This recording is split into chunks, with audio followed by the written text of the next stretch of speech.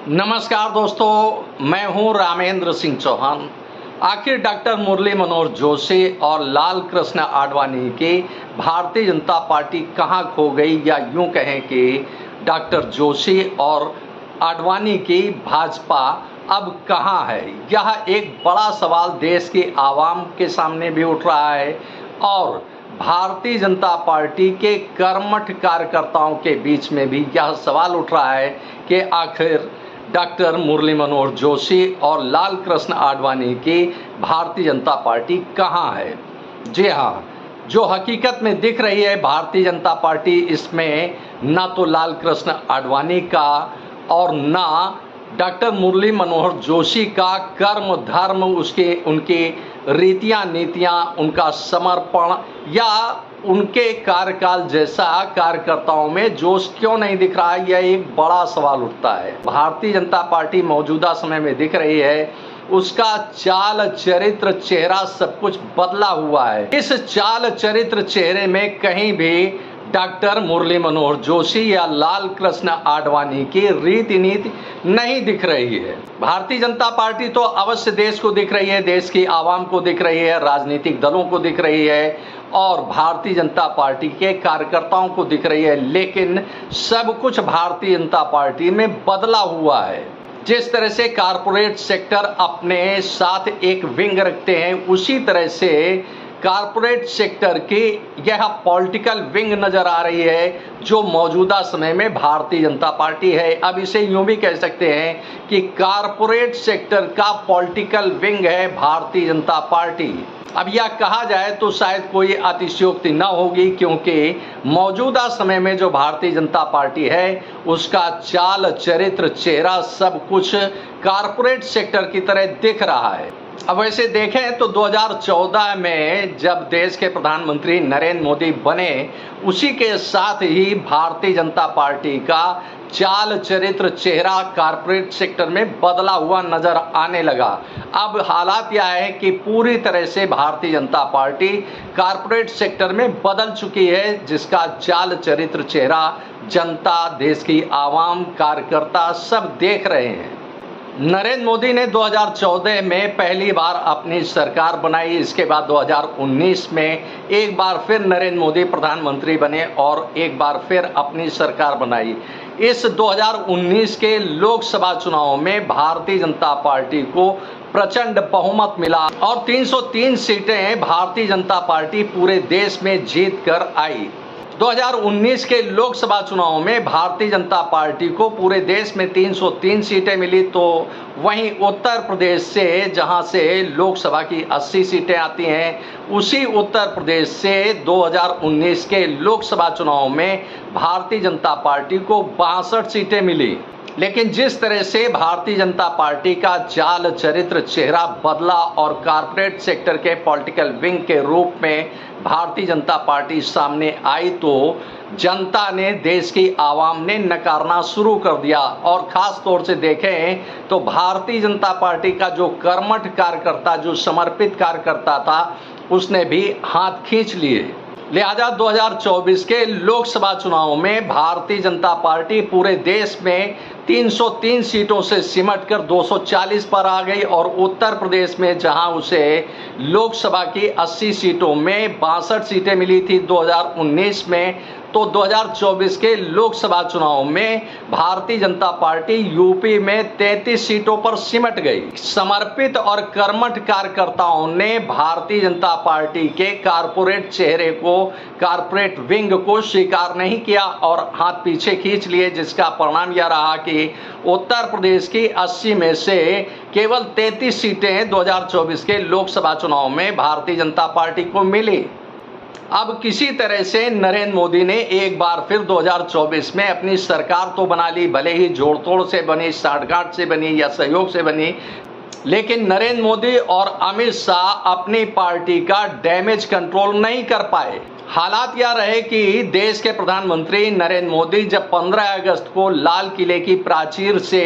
देश को संबोधित कर रहे थे, भले ही देश को संबोधित कर रहे थे लेकिन नरेंद्र मोदी को भारत सहित पूरी दुनिया सुन रही थी। अब वैसे देखें तो भारतीय जनता पार्टी में हाईकमान के नाम पर केवल दो चेहरे हैं। एक चेहरा है देश के प्रधानमंत्री नरेंद्र मोदी का और दूसरा चेहरा है देश के गृह मंत्री अमित शाह का।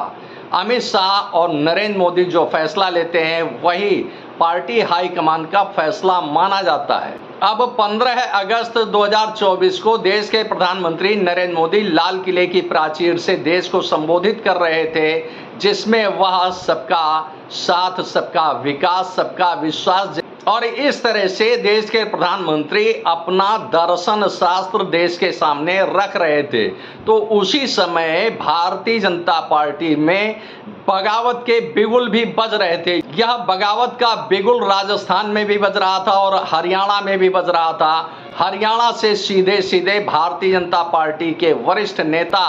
राव नरबीर सिंह बगावत का बिगुल फूंक रहे थे हरियाणा में और साफ तौर पर कहा कि यदि हाईकमान यानी भारतीय जनता पार्टी का शीर्ष यानी टॉप लीडरशिप यदि कोई बड़े फैसले नहीं लेता है, कोई बड़ा बदलाव नहीं करता है, तो हरियाणा दक्षिण में पूरी तरह से भारतीय जनता पार्टी का सुपड़ा साफ नजर आएगा 2024 के विधानसभा चुनाव में। आपको बता दें कि हरियाणा में विधानसभा के चुनाव होने हैं और 1 अक्टूबर को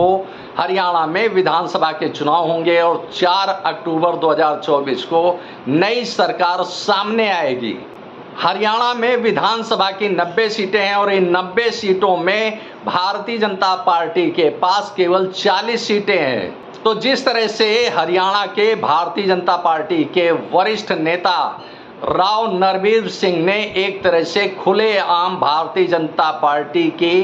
टॉप लीडरशिप को एक तरह से चेतावनी दे दी है और बगावत की है कि यदि उनको टिकट नहीं दिया गया तो साफ तौर पर Bharatiya Janata party top leadership समझ ले कि दक्षिण हरियाणा में भारतीय जनता पार्टी का पूरी तरह से सुपड़ा साफ नजर आएगा। बात केवल राव नरबीर सिंह की नहीं है बल्कि एक बड़े बदलाव की है। हरियाणा एक बड़ा बदलाव चाहता है। अब बात चाहे लोकसभा चुनाव की हो या विधानसभा चुनाव की हो, किसी भी चुनाव की हो, भारतीय जनता पार्टी की टॉप लीडरशिप यानी नरेंद्र मोदी और अमित शाह प्रत्याशियों का जो फैसला लेते हैं उसी फैसले के आधार पर स्टेट यानी प्रांतों को अपने यहाँ यानी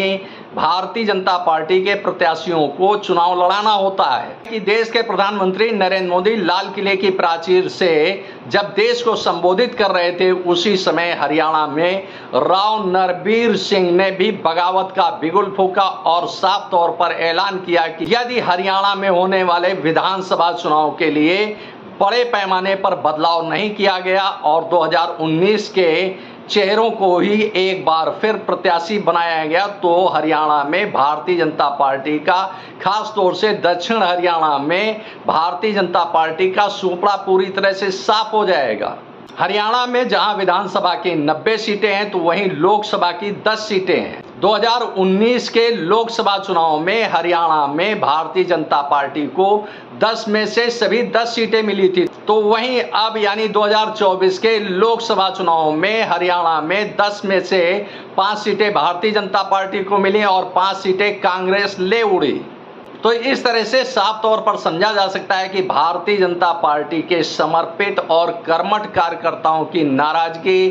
टॉप लीडरशिप को भारी पड़ी, जिसका सीधा सा और साफ सा उदाहरण है 2024 का लोकसभा चुनाव, जिसमें पूरे देश में भारतीय जनता पार्टी को केवल 240 सीटें मिली हैं। क्योंकि प्रत्याशियों का चयन केवल टॉप लीडरशिप यानी नरेंद्र मोदी और अमित शाह ही करते हैं। हरियाणा के भारतीय जनता पार्टी के वरिष्ठ नेता राव नरबीर सिंह ने बाकायदे Bharatiya Janata party top leadership का मजाक उड़ाकर दिखाया कि हरियाणा में जब 2019 में विधानसभा के चुनाव हो रहे थे तो जिस हरियाणा विधानसभा में 90 सीटें हैं कुल, उसी हरियाणा विधानसभा चुनाव के लिए भारतीय जनता पार्टी ने एक नारा दिया था कि अब की बार 75 पार, यानी 90 सीटों में 75 सीटें भारतीय जनता पार्टी जीतने का लक्ष्य लेकर चल रही थी। लेकिन इस लक्ष्य में भारतीय जनता पार्टी 2019 के हरियाणा के विधानसभा चुनाव में औंधे मुंह गिरी और 75 का लक्ष्य यानी 75 का जो उसका लक्ष्य था वह उसे केवल 40 सीटों पर संतोष करना पड़ा, यानी बहुमत भी हासिल नहीं कर पाई थी भारतीय जनता पार्टी विधानसभा चुनाव हरियाणा में। तो इस तरह से न केवल बगावत के सुर उभर रहे हैं, चाहे बात राजस्थान की हो या हरियाणा की हो, न केवल बगावत के सुर उभर रहे हैं बल्कि भारतीय जनता पार्टी की टॉप लीडरशिप को आईना दिखाया जा रहा है कि यदि प्रत्याशियों का चयन टॉप लीडरशिप यानी नरेंद्र मोदी और अमित शाह अपनी मनमर्जी से करेंगे तो हरियाणा में सुपड़ा साफ नजर आएगा भारतीय जनता पार्टी का। अब भारतीय जनता पार्टी लगातार औंधे मुंह क्यों गिर रही है, इसका भी एक बड़ा कारण है कि जो भारतीय जनता पार्टी का कार्यकर्ता था, जो डॉक्टर मुरली मनोहर जोशी और लाल कृष्ण आडवाणी के समय में यानी उनके कार्यकाल में अपनी पार्टी की जीत के लिए जान की बाजी लगा देता था, यानी प्राणों की बाजी लगा देता था, वह कार्यकर्ता अब अपने घरों में चुपचाप क्यों बैठा है, या एक बड़ा सवाल उठता है। क्योंकि भारतीय जनता पार्टी के कार्यकर्ताओं को अब बखूबी यह समझ में आ गया है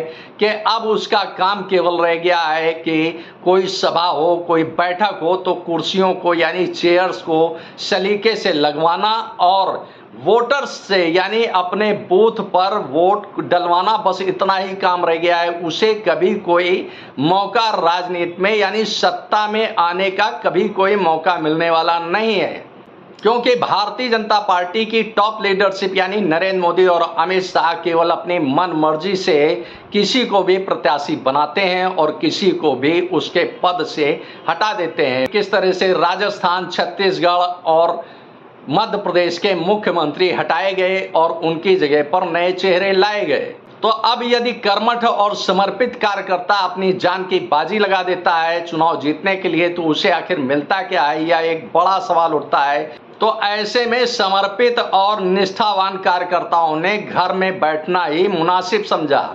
अब यह देख करके देश की आवाम ने यह समझ लिया कि जब भारतीय जनता पार्टी हाईकमान यानी टॉप लीडरशिप नरेंद्र मोदी और अमित शाह अपने कार्यकर्ताओं का ही ख्याल नहीं रखते हैं, उनकी भावनाओं को नहीं समझते हैं, उनके मनोबल को नहीं समझते हैं, तो आखिर ऐसे में देश की आम आवाम का कितना हित करेंगे, यह समझकर या सोचकर देश की आम आवाम भी भारतीय जनता पार्टी को वोट देने से 2 कदम पीछे हट गई, जिसका परिणाम यह रहा कि भारतीय जनता पार्टी 2024 के लोकसभा चुनाव में 303 से सिमट कर 240 पर आ गई। अब जैसा कि भारतीय जनता पार्टी के हरियाणा के नेता राव नरबीर सिंह ने साफ तौर पर कहा है कि इस वर्ष यानी 2024 के विधानसभा चुनाव में हरियाणा का मतदाता इस बार पार्टी को वोट नहीं देगा बल्कि प्रत्याशी को वोट करेगा। कौन प्रत्याशी उनके लिए काम करेगा, कौन प्रत्याशी उनके साथ खड़ा नजर आएगा, इसी आधार को देखकर हरियाणा का मतदाता अपना वोट करेगा। आपने इस वीडियो को देखा, आपको यह वीडियो कैसा लगा कमेंट बॉक्स में हमें अवश्य बताएं। वीडियो को शेयर करें। यदि आप हमारे चैनल पर नए हैं तो हमारे चैनल को सब्सक्राइब करें, जिससे हमारे आने वाले वीडियो, आने वाले नोटिफिकेशन आपको मिल सके। दोस्तों, वीडियो को लाइक करना ना भूलें। आप लाइक करते हैं तो हमारा प्रोत्साहन होता है, हमारा मोटिवेशन होता है। आपने वीडियो को देखा, आपका बहुत बहुत धन्यवाद। Thank you. जय हिंद, जय भारत।